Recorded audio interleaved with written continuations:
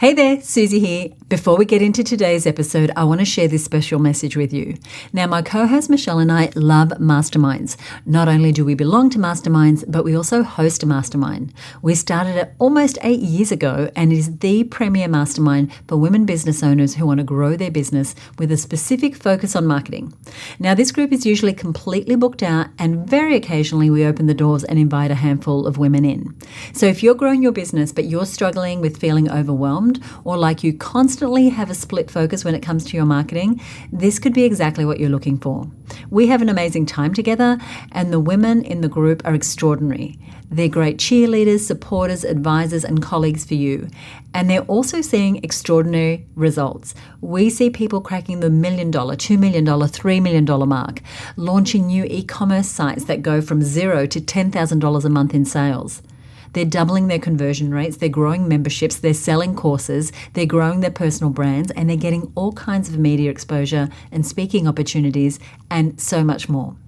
You can learn more about the mastermind and join the wait list over at herbusinessmastermind.com. We're going to open the doors soon, so you definitely want to be on the list to get an invitation. So head on over to herbusinessmastermind.com.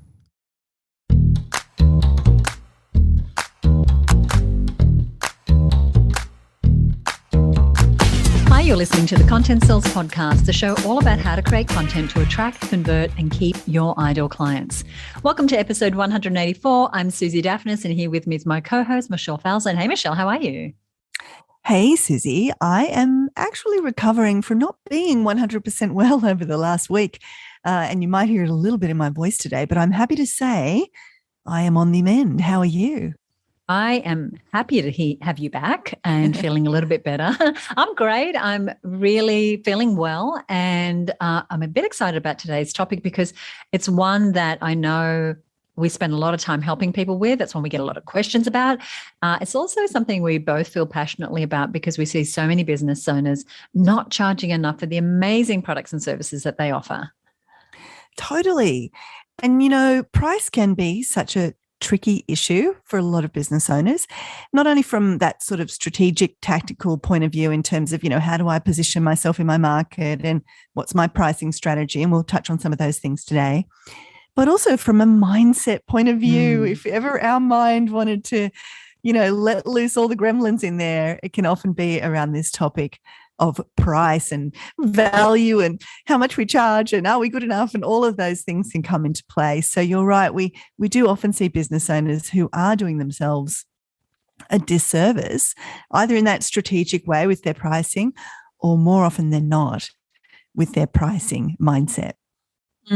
So if you haven't already guessed it, we are talking about pricing. We're specifically talking about how to raise your prices. And we're going to be looking at 5 strategies for making more money without losing any of your customers. Because like Michelle said, sometimes we think, if I raise my prices, everyone's just going to run the other direction. So this is what we're going to help you with today. So if you're tuning in and thinking, wow, it's been a while since I've put up my prices and I feel kind of nervous about it, or if you worry that you might communicate that you're going to raise your prices, or, what should you be charging instead, or you don't know how to put your prices together, or you can't demonstrate the value of what you offer to justify a price rise, then you are in the right place. We're going to cover a few of the top pricing questions that we get asked, and we're going to share our suggestions with you, along with some inspiring stories of others who have successfully increased their prices, some doubling, even tripling their prices, even up to 500% increases. And their stories are really going to help you see what's possible for you too. Because here's the thing, when you increase your price, you make an immediate impact on your bottom line. So even with the same number of customers delivering the same thing, you can make more money when you increase your price for that thing. You can be more profitable. You can get those financial foundations stronger in your business, which means you can do other things that become this really virtuous cycle of building this strong business. So you can do things like hire some people to help you with some of the stuff that you don't want to be doing or that isn't playing to your strengths. Plus, you can feel not as stressed or undervalued in your business if that's the reality right now, because you're undercharging and you're having to do a lot to just kind of keep your head above water. Whereas making that price increase can really make some fundamental differences in the overall performance of your business and the overall way you feel working in your business. And I get it. You might be saying, well, hey, easy enough to say, hey, just increase your prices and you'll be more profitable. But what if people don't want to buy what I'm selling at that higher price? And that is a valid question. And we're going to be talking today about how and when to increase your price. But I am going to go out on a bit of a limb here based on what Suzi and I see working with literally hundreds of small business owners and say the odds are most of our listeners right now are not charging enough, and you could very likely increase your prices right now. And I can relate to how it's possible to feel fear about a price increase. Over the years, we have increased the price of our Her Business Network membership many times, little incremental increases. And here's what I know with great confidence, that even though we now charge more than we ever have to be a member of the Her Business Network, I know the value that we bring is totally worth it. And by not cutting our pricing to the bone, we can do some really cool things that make a big difference to our members, like our quarterly book club, where 4 times a year, every member gets sent a physical book that I personally choose and inscribe for them. And masterclasses with experts, and our monthly growth guide, which is essentially an interactive training portal that gives you direct access to dozens of resources relevant to that particular growth area of your business, and so much more. And what that does is it creates super fans, people who love her business and they want to stay. And because I'm so convinced of the value, not only do we have more people staying longer, but we've also seen more people percentage-wise saying yes to our initial offer of the membership. We see people who've left and are coming back in droves, because I'm presenting that offer in a way that really demonstrates the value that's available to people. So I say all that to share with you that increasing your pricing can be a really great thing for you, for your business, and for your customers as well. Suzi, you make such a great point there. And I love that actually, even though you're charging more now than you ever have, it's still such incredible value. And not only are you not losing customers, but you're seeing even more interest, even higher percentage conversion into your offer. And so it's this mindset shift that, if I put my prices up, I'm going to lose customers. It can actually be the reverse. And there's something I want to say right out of the gate about increasing prices. And you probably heard it just then in the confidence and the conviction with which Suzi just spoke about Her Business Network. And that is, you need to be sold on your offer before you can expect to sell it to anyone else. And by that, I mean you need to buy what it is you're selling at a very deep level within your own self, because then you really do become compelling and unstoppable when making that offer to others. So it's always about thinking, well, what do I have to put into my offer to have me feel so amazing about the price I am charging? How do I need to see the value in what I'm doing to feel 1,000% in on buying my own offer, so that then others will feel that way too? And Suzi, I thought maybe we could start there, because, we've got some good strategies coming about how to increase the prices and things like that. But I do think a lot of the challenges people have with increasing their prices is really related to that mindset of and that sense of like, is my offer really worth this? Who am I to charge that much? And things like that. And essentially, I see that, and you might agree, I see it when people, have been in one market, they've gone to a different market, or they for the first time created a product or service that's priced a little higher, or they are new and they are looking at their competitors and their competitor has a whole lot more experience. That there's so many things that can play with our heads. Gosh. It is. It's tricky. And we wanted to share with you an exercise we gave to the members of our Marketing Success Mastermind, actually over a year ago, to really look into this. Because when we say you need to buy your own offer, you're mentally buying your own offer and feeling so compelled and involved and invested in it. When we say, hey, how do I craft this offer and what do I need to put into it to have me 1,000% in? It's not always about cramming it full of more stuff because I've got to just load this offer up to make it worth it. Very often it's about the reframe in your own mind about your own value and the value of what you're delivering. So this exercise that we gave to our masterminders was a really simple idea. You literally just think about 2 columns, and you can just do this on any piece of paper. In the left-hand column, up the top, you just write costs. And in the right-hand column, you write gains. So costs in the left, gains in the right. And in that left column, you want to make some notes about the cost to your ideal customer of not buying from you. So, for example, I'm just thinking about the amazing Christy Lee Billett, who's in our mastermind, Suzi, and she has she's an expert in HR, and she has a membership called People Powered HR, where you can pay to get access to her services on a regular basis. It's a fantastic offer. Now, if I was Christy and I was doing this exercise and I was thinking about the costs and the gains, I'm in the left-hand column and I'm thinking about the cost to my ideal company. Here's some of the things you can start to think about. So if they had to pay someone else to do this, or to perhaps use an alternative means to get this outcome, what might that cost? And I encourage you, when you do this exercise, to always think about the high end. So we can sort of go, well, they could pay John down the road $5 to do this, but always try and think about, well, actually, if they went and paid an HR consultant going rates in the city, and they're going to pay them, on demand for just one specific project rather than have some sort of ongoing retainer agreement. If I was just going to pick the highest end of that, then it could cost them tens of thousands of dollars more a year to use that sort of a provider than to use my regular kind of set cost monthly payment. So that's one thing. If they had to pay someone else to do that. The other cost is, well, what if they actually didn't do this at all? What if they didn't get this support from anybody? What if they just did nothing, either with you or with anyone else? What are the costs of that? So again, if I was Christy Lee and I'm thinking it through my HR membership lens, then, the cost would be things like, well, they wouldn't find the best talent. And what's the cost of that? Perhaps it's in a sales organization, the difference between a good salesperson and a bad salesperson is literally millions of dollars.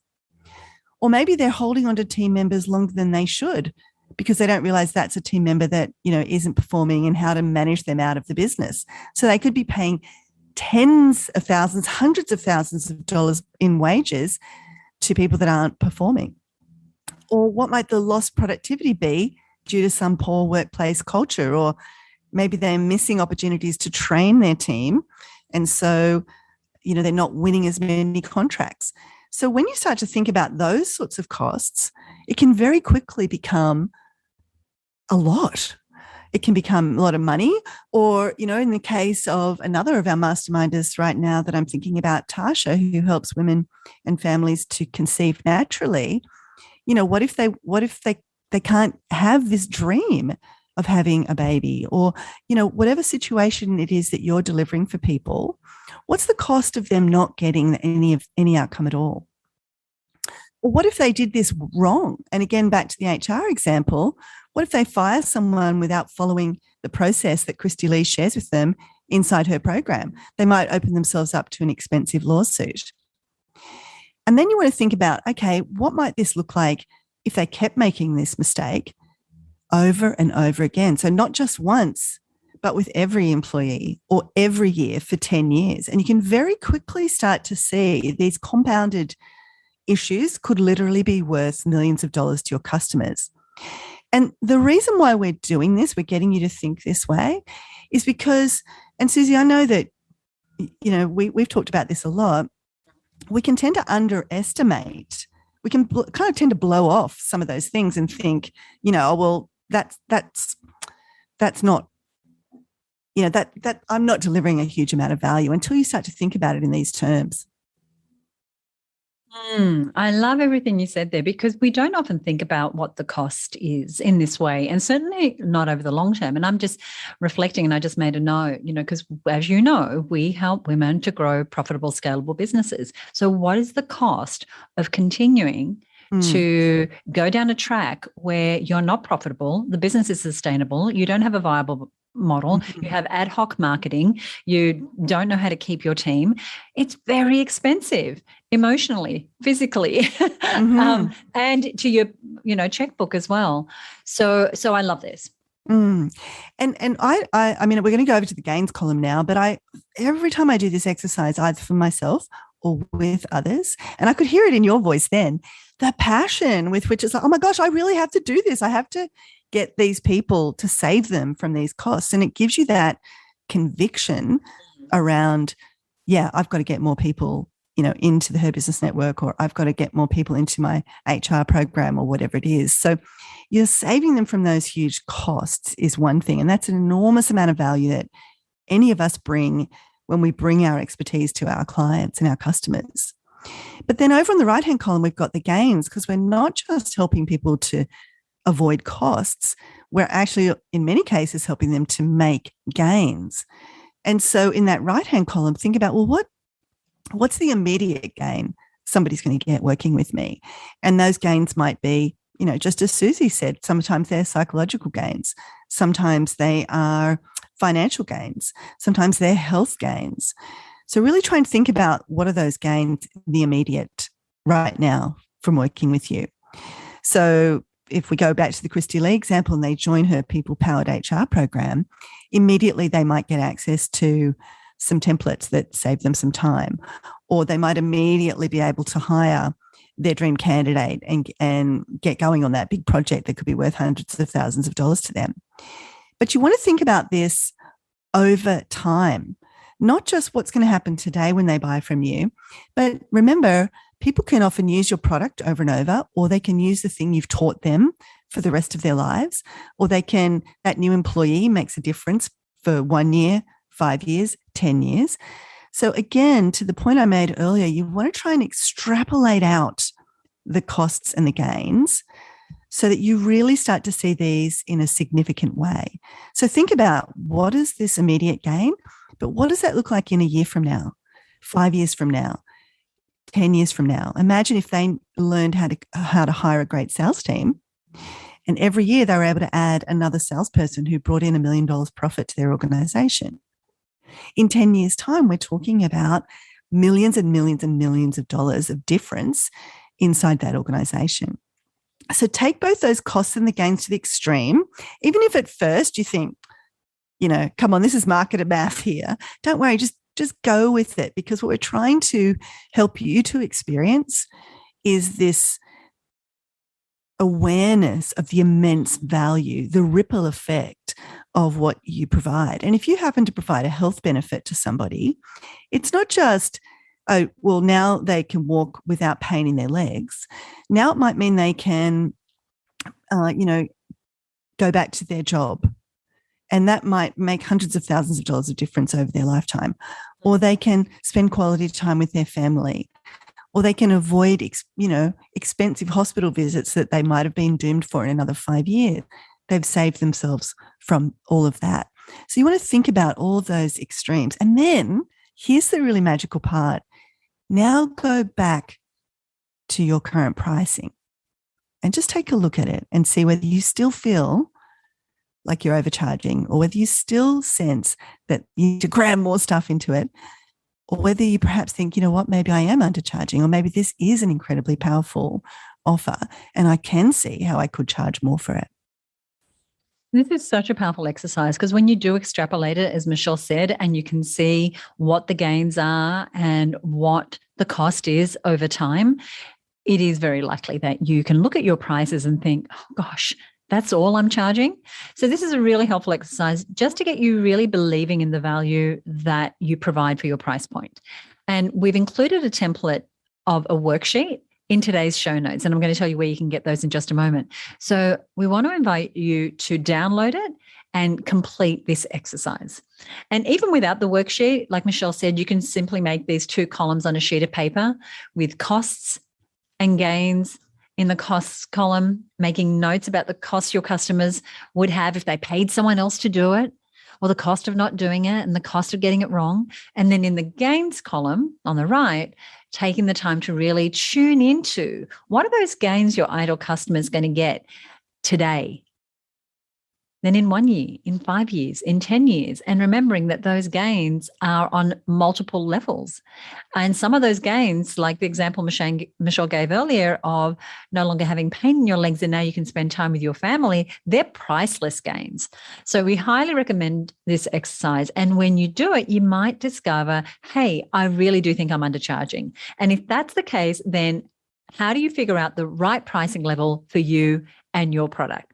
Well, there's a couple of things that you can think about. The first is where and how you want to be positioned in your market. This is so important. We get to clearly choose our ideal clients. We get to clearly choose how we position our business in the market. So in broad terms, do you want to be at the budget end of town? So that is, do you want to be known for being an inexpensive alternative? Or do you want to position at market levels? And what that means is that you are comparable with what the market is charging for your type of product and service. Or do you want to be positioned at a premium level? That is, you deliberately price above the market, above your competition. And you do that for a range of reasons. Now, that could be the quality of your materials or the rarity of what you provide, or your specific qualifications and your authority and what you bring to the offer, or even the type of ideal client that you're wanting to attract. So that is budget, market, or premium. But here's a word of warning. There's no point adopting a budget pricing strategy if you also expect to sell a high quantity of something. That's usually the reason behind a budget strategy. You sell it cheaper than others, but that's because you found a way to get some scale. So if you're a tax consultant, maybe you're able to source an offshore team that could handle the majority of the work at a lower cost. But to make that team viable, you need a lot of tax consulting work to justify the wages and systems and management of the process because your margins are so much smaller. Now, nobody wants a business where you charge lower than others and you don't get many customers. That's a lose-lose scenario. So very often that below market pricing needs to come with some other strategy that's going to ensure that you get a high enough volume of sales to make sure the business model is profitable. Because when you do choose the budget end of town, there might be someone always willing to undercut you. So you want to think about that.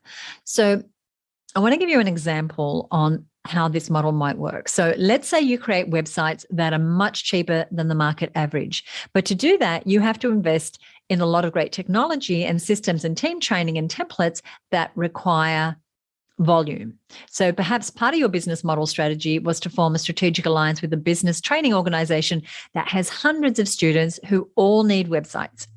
So you have that steady flow of a high number of leads to warrant the lower cost.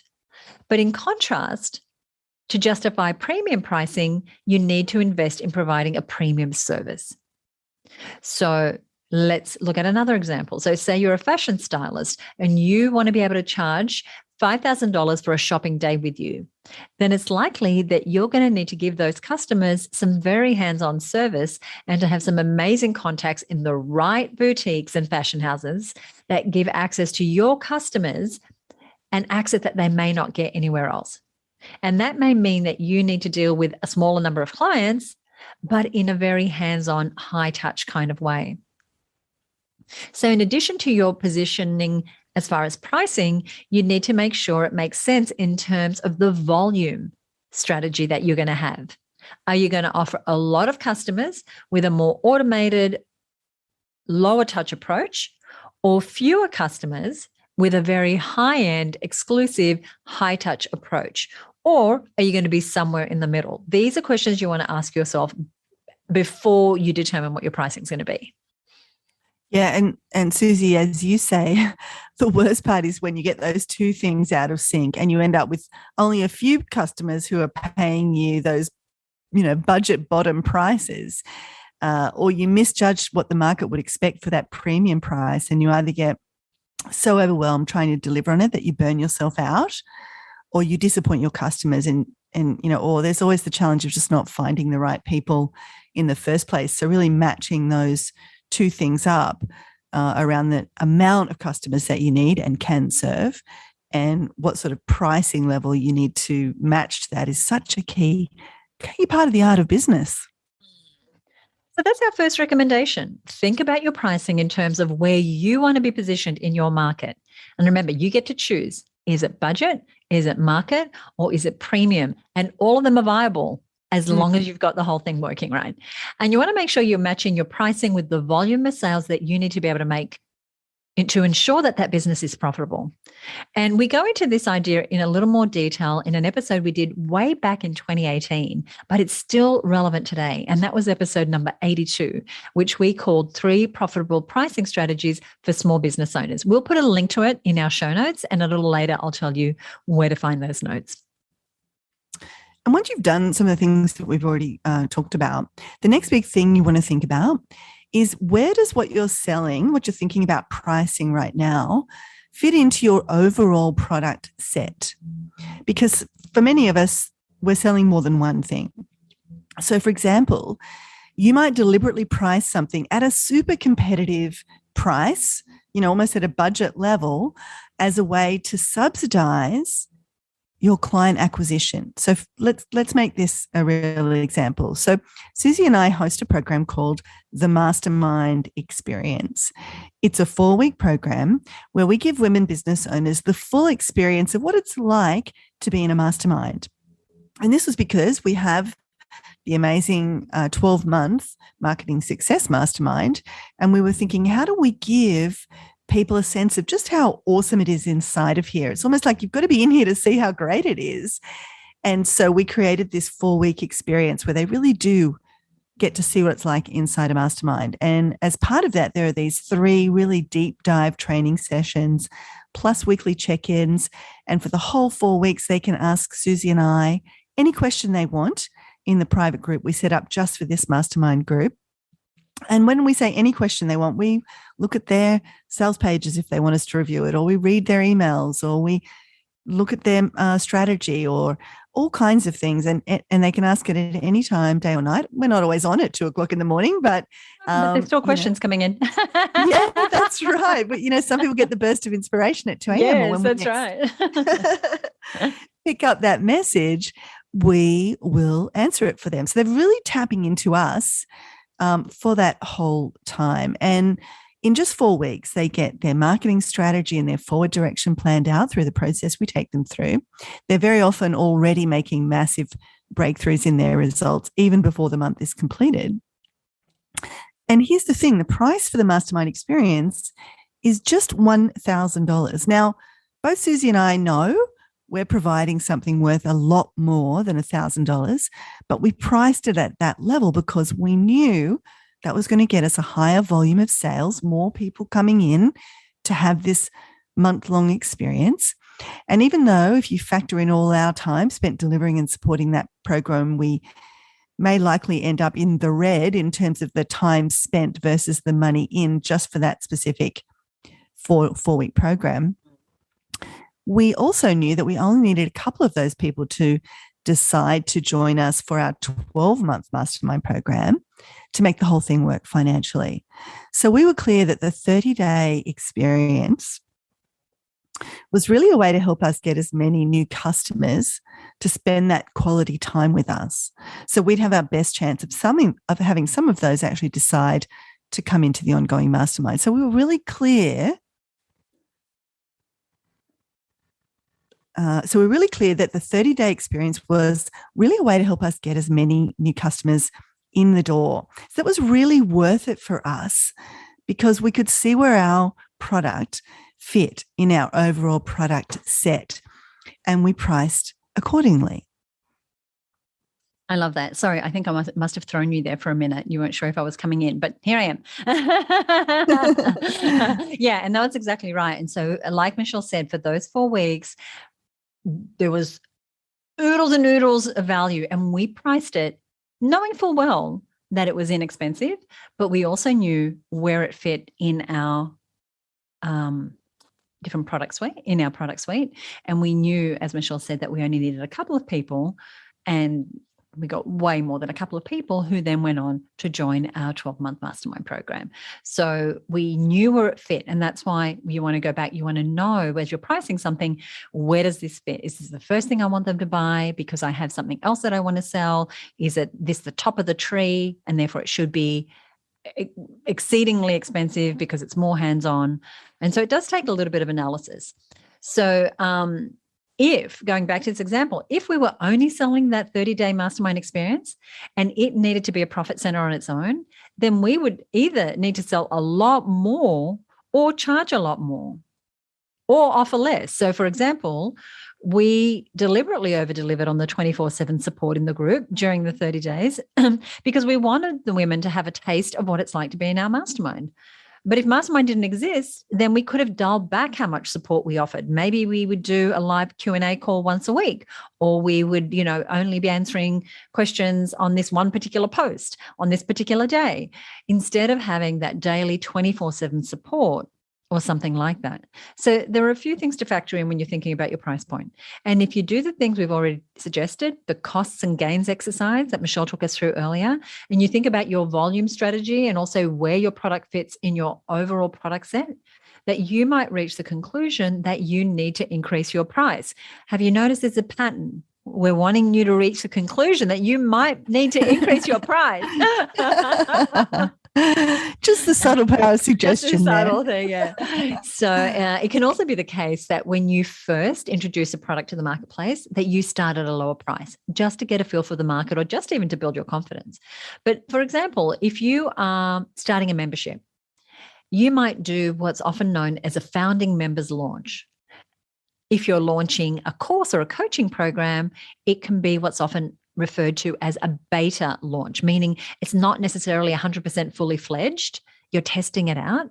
And so a beta version of something helps you gather feedback and testimonials and case studies that you can use later, but you're just sort of putting it in the water, and the people who take advantage of that get a lower cost.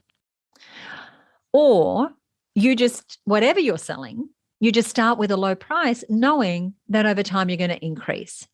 This can be a really great way to see where the market ceiling is for your pricing, and also to ensure that you get some early customers to help you get established. Then, as you get to see what's happening in the market, or as you get more confident, as you add more bells and whistles, then you definitely want to follow through on increasing your pricing. Now, that can bring up a lot of what Michelle mentioned earlier. It's a lot of head stuff starts happening. There's insecurity, there's second guessing, and there's worrying.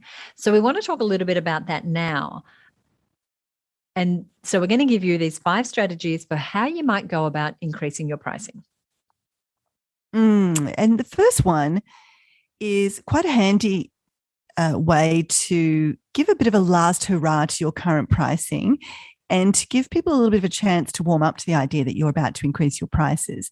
And that is to declare this is the last time they can get your product or service at the current price. So when you're thinking about your plan to increase your pricing, you might say, well, look, it's May now. I really want to increase this before in the new year. And I've got one more big promotion planned for September, let's say.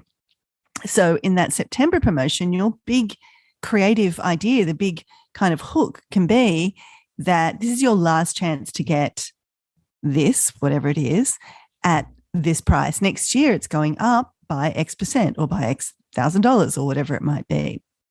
So if it's a course, this is the last chance to get this course at this price. Next year, we're actually increasing the pricing.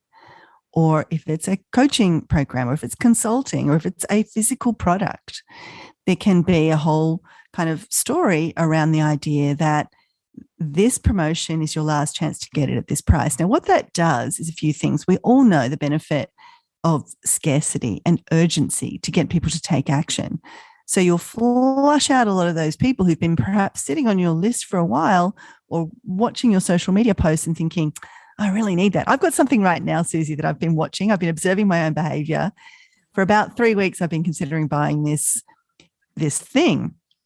And I'm sure if they came out right now and said, the price is about to go up, this is the last time you can get it at this price, I would absolutely jump in and buy it right now. And so this is a great way for you to have a great promotion now and also start seeding the idea that the price is going up so that when you come out with that promotion in the new year, you've already laid the groundwork for the fact that the prices were going up. So that's the first strategy. When you're thinking, how do I come at this? How do I start telling my market that I'm increasing my prices? One of them is to declare this is the last time you can get whatever your product or service is at this current price and run a promotion around that. I can't wait to see if you buy it. The second strategy we want to give you, this is one that we did very recently with our mastermind program. We had been undercharging, and ours is a 5-figure program, but we had been undercharging. We hadn't raised the price for a few years. And interestingly, just as an aside, we raised the price. We had more applications than ever before. So we knew at that point that we had been undercharging, and the price increase did not make a difference because the value was very evident. Mm. But one of the things you can do, especially if you offer early bird pricing, what you can do is that you can, let me see if I can explain this without confusing everybody. Say your full price right now is $1,000 and your early bird price is $750. What you would do is you would shift your early bird price to be $1,000 and you would pick a new higher price for your full price. And so it's an incremental shift. And the only reason I'm suggesting this is more a mental game, because really there are no magic numbers. I had someone write to me the other day and say, oh, I noticed you charged X for that. Can you tell me the thinking behind that number? Because they thought I had some magic formula about the number that ended with a 7 or the number that ended with a 5 or the number that ended with a 0. And it wasn't that at all. So back to this strategy is, do you have an early bird price and a full price? And could that full price now be your early bird price? And then you create a new higher price that becomes the full price. Yeah, we've done that really effectively a few times, haven't we, on a few things? And part of it, I think, is just for our own, you and me, for our own mental benefit, that we can sort of see, okay, that was a price we were happy to charge at full price. Now we're coming out and saying that's the early bird price, and we've sort of just shifted everything up one notch. And it does give you an opportunity to go back to your market with a price that they may have bought from you before at, right? But when it was the full price, and now you're positioning it as the early bird.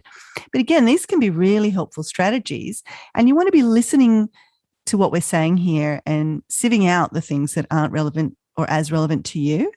So there are certain products and services that lend themselves very well to an early bird price. So anything with a date on it, an event, a conference, a summit, an appointment, anything that's sort of got a date on it, that's a great thing to consider for an early bird. And so I like this strategy. I think it works really well because you get an opportunity to use an kind of accepted price point. You're just repositioning it as your early bird. A third strategy, again, just if you're thinking about how do I just come at this, how do I bring this pricing conversation back to my audience, is to revamp your offer in some way, to make some changes to it in some way that just create that opening, that gap, that opportunity for you to change up the pricing. So you may rename the offer in some way. And I see this a lot with people who perhaps started with, say, a course and it was called one thing. And then over time, they've maybe run it a few times using that beta example that you were sharing, Suzi. Maybe they've done a minimum viable product. They've learned a few things. They've realized, actually, I don't want to call it that. I want to call it this. And maybe instead of it being 4 weeks long, it really needs to be 6 weeks long. And so you have this moment of pause where you get to do a little bit of moving the pieces around on the chessboard. You put the pieces back together again and you come back out and you can, in that moment, also reprice the offer. So that might mean renaming, but not necessarily. I'm not saying you have to rename in order to reprice. Absolutely not. But if that's what's on your horizon right now, think of that as a great moment. If you've got to shift up your program anyway, or the offer that you're making, or the consulting package that you provide, or the type of coaching program that you offer, or the dimensions of your physical product are changing, whatever it might be, that can be a great moment for you to consider up leveling your pricing. And another way is just to simply bundle or repackage things together. So you might have had 2 smaller courses that you bundle into one bigger one, or you might add a little bit of your consulting time to, a coaching offer that you have. So you can do things like that as well to increase the pricing. But I just want to be really careful about this particular strategy and this particular point about revamping the offer, because this is not us saying just put the kitchen sink in there, just put everything in there and tie yourself up in so many knots that you've over-delivered and it turns out to not be profitable for you. Oftentimes, you could be taking something out of your offer and still increasing your pricing, because more is not always more. If you can help me get this outcome that I want in 30 days versus 90 days, then isn't that actually more valuable? And we just had this situation with a woman in our mastermind group, and she realized that her program, it was too long. She was asking the women in her program to stay in it for too long. If she cut it shorter, she could actually deliver more value. And so this is something she delivered multiple times. The last time she delivered it, it was shorter. And guess what? The price was higher. And guess what? It was the most successful, the most uptaken. Is that a word even? I'm using it. It is now. Course that she has ever run. So I'm just trying to dispel some myths here that just because you're going to increase your price, you don't have to fill it with more things. Revamping and tweaking that offer can be taking some things out, reducing the duration as well. I want to just sit in the pocket of this point a little longer, because this is, I think, the highest level strategy that we are talking about. Because if you sell resume writing services and that is how you describe what you do, versus having the how to write your winning resume in 3 hours masterclass, they are different. The way that you package and price and name and bundle your offers can be, 1, what sets you apart from your competition, but 2, allows you to charge so much more. And we have an episode that we'll put the link to in our show notes, which is about how to craft an offer. And crafting an offer is very different to putting something to the market and saying, this is what I'm selling. And so the name matters, the pricing matters, what's included, what's not included, what is bonused, what is not bonused, how it's put together. You can create, and I don't want to say illusion because that sort of makes it feel like it's not real, but you can really increase the perceived value of what you do by the way that you craft your offer. And the example that Michelle was just sharing, not only did she increase the price, she decreased the length of time. She also was doing something inside of the program that was taking her personally a whole lot of time.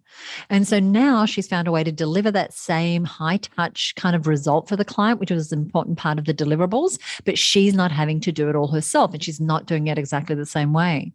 So sometimes you need to look at what you're offering and just dissect it and pull it apart and see how it works. And I remember having a conversation with a member a number of years ago, and she was delivering a program inside of corporations. And I think she was charging $1,500. And this was a program for executive level women who were looking to get a promotion. But when she looked at what she was including, she was not charging enough. Her hourly rate was coming down to somewhere between $5 and $10 an hour. So she had to revamp her offer or just stop doing it because she was going backward every time she made one of these sales. So even though it was a $1,500 sale, which you might think, well, that's a great price point, I wish I could charge $1,500, it's not a good price point when it's costing you in time and effort and energy if you actually extrapolated it so much more. So that's revamping your offer. And as I said, I believe this is the highest leverage one, and we do have some resources for you. The other strategy for raising your prices and making more money without losing customers is to really time your price increase well. So it could be the start of a new year, and you might offer something that is always a new year kind of purchase. This could be the right time to introduce a new price. Or it could be that you're just on the end of line of an item. It's going to run out. It's the end of a batch. So for example, Tasha Jennings, who is fertility specialist. She has a supplement called Zycia. It was the 5th birthday for her company. She was about to do a new batch. Perfect time to tell the story as to why the price is changing. It could be in conjunction with what we just talked about, with revamping your offer. So probably about 3 or 4 years ago, Michelle, I can't remember exactly, maybe 3 years, we reimagined what we included in our awesome Her Business Network membership. So we did the deconstruction that I just mentioned in the last strategy, and we added some new exclusive goodies for our members. We took out some things. We moved some things around. We added some bonuses. We took out some things that we had done forever and a day, but that were costing us too much time, in energy and resources, but not adding as much value to clients. And we increased the price. And what we did was we did a public promotion where we made membership available, because we only make membership available a couple of times a year. And this was one of those occasions. And we said, this is the last time that we are giving you the opportunity to join the Her Business Network this year. And this is the last time at this price. So we leveraged 2 things. It was the time of year, and we also leveraged the fact that the price was about to go up. And that was the thing that got people over the line, like Michelle, when she buys this thing, when they come to her and they say, price is going up, you better buy now. We had a lot of people saying, okay, I know that if I come in now, this is going to be my price. And I know if I wait till the new year that it's going to be higher. So I'm jumping in now. It's so good. And just anticipating these moments in your business that may be coming up that you hadn't realized could be those price change moments. Just putting that red flashing light on them, looking at your calendar and saying, oh, look, there's the new year, or there's the 5th birthday, or there's the when we shift over from this supplier to that supplier moment, or there's the whatever that moment is. Start looking for those so that you can build that story around it. And just as Suzi shared there, you can combine a couple of these strategies together. So you go, hey, look, here's some timing, and I'm also going to, do a last chance to get it at this price, which was, the first strategy that we shared. So these can be mixed and matched together, which I love. And the 5th strategy is, don't worry about timing. Don't worry about changing your offer. Don't worry about letting people know the price is changing. Just stop apologizing, be bold, and put the freaking price up. You heard the woman. And that is a really, really valid strategy because it's worth more. And it's just, this is what you're doing. You're going to increase your price. And so I know for me over the years, one of the things that I do is I have a small number of clients that I work with in a deep way. And I have a handful of strategy days that I make available.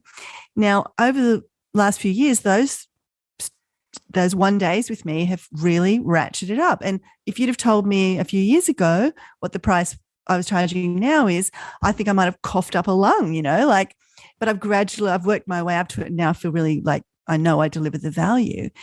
But I just got there by deciding I was going to put up my price. So the next time somebody contacted me and said, can I book a strategy day with you? I said, yes. And here is my new rate for my strategy day. I just put the price up, and they were like, yeah, great. Most of the time, actually nobody batted an eyelid. And we see this a lot.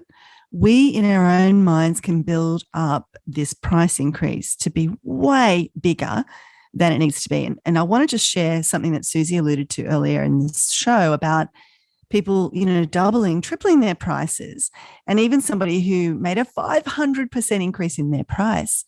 And guess what? The clients did not bat an eyelid. Now, I'm not saying that happens all the time, and you have to use all the strategic thinking that we've been talking about in this show and all the other shows where we talk about creating an offer and understanding your ideal client and all those things. But very, very often, when we understand how to present our offer and we get really in tune with the value that we are offering, and we also get clear and a little savvy to what these people are paying everybody else to do a similar kind of thing for, we can make big kind of corrections almost in our pricing. And I'm thinking about Anne Sinclair, the digestive detective, who was asked to do a presentation for a corporate. And she came into our mastermind group and said, hey, I've been asked to do this. I've got no idea really what to charge. Now, in the past, she'd charged a very nominal kind of amount. And thankfully, because others in the group had done this kind of thing, not in the same exact niche that Ange is in, but they had experience in other niches, like property and legal and accounting and all kinds of other niches, they were able to say, look, here's how I did it. Here's how I structured it. Here's what I was able to charge. And it was a significant gulp moment for Ange because it was way, way, way, way, way beyond what she had charged before or even what she thought was possible to charge. But because she knew how to present it with the advice of those in the group, and she had examples of organizations like the organization that had approached her who were paying this kind of market rate, she went in with this 500% higher price point than what she would have charged. And the next day she wrote back into the group and said, oh my gosh, they just said yes. Like they didn't question it. They didn't bat an eyelid. They just she sent the thing in. She was fretting. Her knees were knocking together. Yes. And yet the client received it and went, oh yeah, great. Okay, I'll just give you the purchase order for that. And that is often how it is. The fear and the trepidation and the loathing and the gnashing of teeth around price rises is often one-sided. And Suzi, we've seen that in somebody else recently shared in the group. They're in the disability sector, that they were able to change their pricing for some professional services that they provide for corporates. We've got someone in the legal profession. All of these people were able to make big shifts in their pricing and were amazed when the customers went, okay, great. I love it. And because it is applicable, I love how you've shared some of the different industries of women in our mastermind who are doing this. And I just want to encourage you to just really listen to the strategy behind what we're talking about, but to just try it, because every single dollar that you bring in addition to what you're already doing without doing any more work. And so Ange, who we mentioned earlier, who charged 5 times as much for her presentation, she's also the last 2 months worked the same amount but made more because she, in one of our strategy sessions that we had with her, which is one of the things that we offer inside of the mastermind, helped her put together a package for one of her services that she charges, I don't know, maybe 10 times what a single session with her is. 10 times, yeah. But she knew that not only was that higher price going to be better for her business, but it was better for the client, because she knew that if she worked with that person for multiple sessions, then they were going to get the relief that they were looking for. Whereas if they just came in off a one-shot deal, they weren't going to. So they were going to leave. It was going to be hard for her to get them back in the door, because they didn't see immediate results, but it was the kind of service where you really need the second and third and fourth appointment and to start making some major shifts in order to see the results. So, so all that to say, just do it.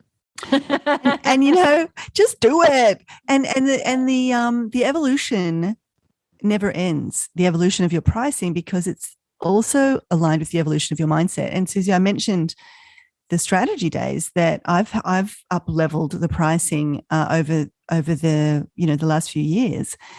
But I had a colleague the other day in a different industry who knows sort of what I do, said, hey, I've been given this proposal from someone to do some market research for me, and can you just take a look at it for me? And it was essentially it was pretty straightforward what they were doing. And it's kind of stuff that I know that I've done for my clients in the past. And they were charging, it wasn't a big, extensive market research project, which I know can be, a costly exercise. It was a pretty small little customer survey, really, is what it was, and analysing the data. And it was over an $80,000 proposal.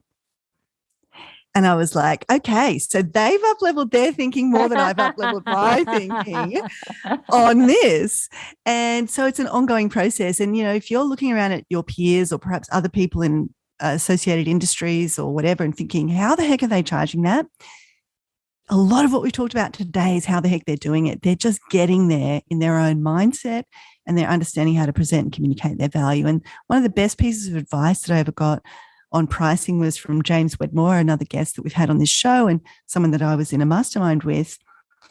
And I probably should write James a check, because it's made me, thousands and thousands and thousands of dollars, this piece of advice. I'm sure he'd take the check too. Yeah, James, if you're listening, tell me where to send it.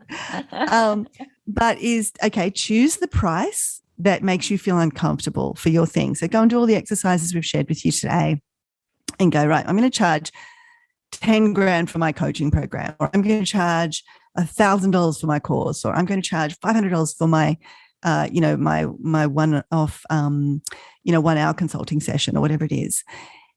And choose that price that makes you feel a bit queasy in the tummy, and then increase it some more. I love that. I know that with our Her Business Network mastermind, Her Business Network or with a mastermind, we could charge 20% of what we do. And maybe we'd have, 20 times as many people. But that is not the game we're playing. That is not where we want to be positioned in the marketplace. That is not the type of client that we want to be attracting. And so I say that because, the last time we raised our price to the Her Business Network, it was probably 12 months ago.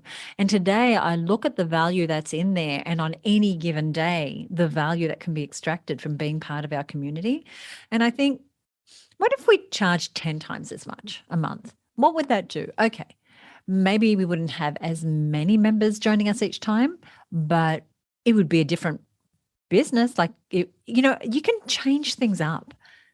You can change the game. Just because you've always been at the budget end of the market doesn't mean you have to continue to be that way. Just because you've always offered an hourly rate for your services, it doesn't mean you have to continue to do that. And in fact, that's one of the things I know Michelle will agree with me on. You want to try and move away from that, because you will always be bound by the number of hours that you have if you charge by the hour. But if you can put together an offer, and we've talked a little bit about offers today, and you can figure out how to communicate your offer, you will never be underpricing yourself. Pricing is, of course, just one element of a great offer. And so I do want to remind you that we do have that resource for you. It's from an earlier episode of the show. It was episode number 23, I think. And it is how to craft your offers. And so we'll give you that link in a moment. Anything you want to say, Michelle, before I move on? Yeah, this is where to put your time. If you're, you only got so many hours in the day, and there are so many things asked of us as business owners. We're delivering on our product. We're developing our product. We're solving the headaches related to our product. We're liaising with our bookkeeper. We're, all of this going on. But right here on the way you price and package and present your offer, and I do just second what you said, Suzi, about going and checking out that episode 23. This is where you can make the biggest difference in the shortest period of time. I just think about Ange, for example, the person that charged 5 times what she was going to charge. And I'm so glad we were in her world. Yes. Oh, because she would have done it for less, for way, way less.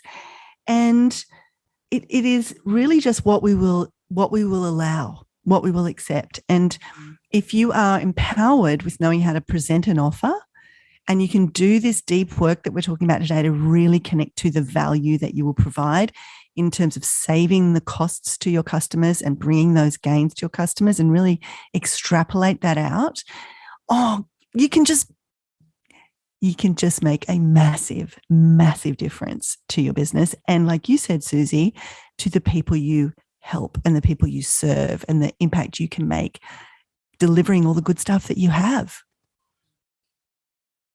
The question that we've heard a lot, and so I want to make sure it's addressed, because I'm sure there's you might be thinking this as you're listening to it, and that is, well, what about my existing customers? They've been loyal. What do I do with them? And this is especially relevant if you have repeat customers, or you have a recurring revenue offer, like if you have a subscription or a membership or an ongoing coaching program, and you're about to increase your prices. What do you do? Well, this is what we do, and this is what we recommend you do too. And that is to do what they call grandfathering your loyal customers at the current pricing, which means that while all new customers get the higher price, your existing customers stay. So we have members who have been paying a fraction of the current price of membership because they've been members for 5, 10, 15 years. And so with our mastermind as well, the mastermind that Michelle and I do, we have foundation members who joined the very first day when we started 6 years ago, and they are still enjoying the benefit of that pricing, which is about half of what it is now, that we were offering when we first started out, as we were building our confidence, as we were figuring out our value. And so those people who are in at those grandfathered prices, their prices stay. And we're going to continue to keep them at that price because we value them and their commitment to our programs, while all new people will be offered this different price. Now, this is, I'll let you go. I'll let you take it from me. I'm so glad you've sort of raised this, because I'm a big fan of this grandfather pricing strategy. And a big tip with it is that you want to be sure to communicate this clearly, because, Suzi, you said, well, what people think, what do I about my existing customers? So if you do have something like, a service fee that you charge every month, or you have a membership, or you have a coaching program, or a subscription service, or a mastermind, or whatever it might be, you want to make sure that, okay, if on this date I'm coming out with this new pricing, let's say it's the 10th of the month, then, on the 9th of the month, or even a few times prior to that, go out to your members, the existing people, and say, hey, on the 10th, you may notice that we'll start talking about this new pricing. And I just want to reassure you, your existing pricing remains the same. We value you. You believed in us from the beginning, or whatever is relevant to say to that customer. And your price stays the same. Anybody new joining us is going to be paying the higher price, but as long as you remain a member, or as long as you keep your retainer, or whatever the criteria or the condition is, you will keep this existing price point. And this can be a wonderful way to appease and help people feel at peace when they see the price increase, and they don't go, oh my God, I'm quitting. I can't charge that. I don't want to pay that. And it can be also a way to acknowledge and thank your early adopters. And the extra special bonus secret sauce awesomeness of this is it's a great way to encourage people to stay with you, because they don't want to leave, because, the way this grandfather pricing works, as Suzi said, is it's while ever they stay with you. So the masterminders who joined us as foundation members, I'm so glad they're getting it at that better price. They were the early people who believed in us when there was no program up and running. And so they get that price as long as they stay. Now, if they were to leave and want to come back in 2 years' time, it would be at the new pricing, which is considerably higher. So it's a great way to have people want to stay with you. There's that pain of exit. There's that also real deep valuing of the service they're getting, because it feels like such a bargain knowing that people are paying, 10% more, 20% more, 100% more, 200% more than what you're paying. Final thing I want to say before we recap those 5 areas is that you do not have to justify your price increase as much as you might think. Now, right now in the building industry, supplies are so expensive, wood, steel, everything. But everyone knows that there's been a pandemic, and anything that has to get onto a shipping container is costing more. And so builders and people in the trades have a little bit of a justification for the costs that were already high, that they're now increasing. But you do not have to have a dissertation about why it's costing me more. I don't want to work, it's just taking, you know what I mean? You don't have to tell them the full story to try and justify. Just the clear message. I'm raising my prices on this date.